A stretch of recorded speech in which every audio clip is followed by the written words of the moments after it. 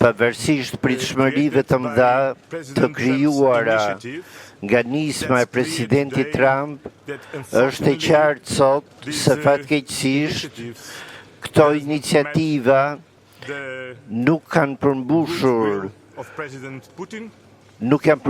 nga vullneti i presidentit Putin. Përkundrazi, Rusia po intensifikon sulmet, përfshirë ato ndaj civilëve dhe infrastrukturës civile, dhe kjo do të thotë se ne duhet të vazhdojmë mbështetjen e Ukrainës. Këtë mëngjes ne aprovuam paketën e 19 të sanksioneve, që vë në shënjesër flotën hije të Rusisë që ndihmon në sektorin energjetik të Rusisë.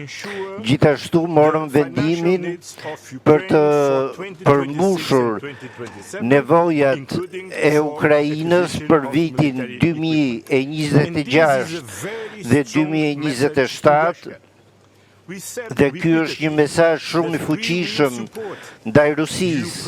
Ne kemi përsëritur disa herë se do të mbështesim Ukrainën për sa kohë të jetë e nevojshme dhe me çdo kusht.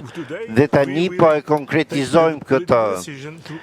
Sot do të marrim vendimin politik që nevojat financiare ndaj Ukrainës të realizohen.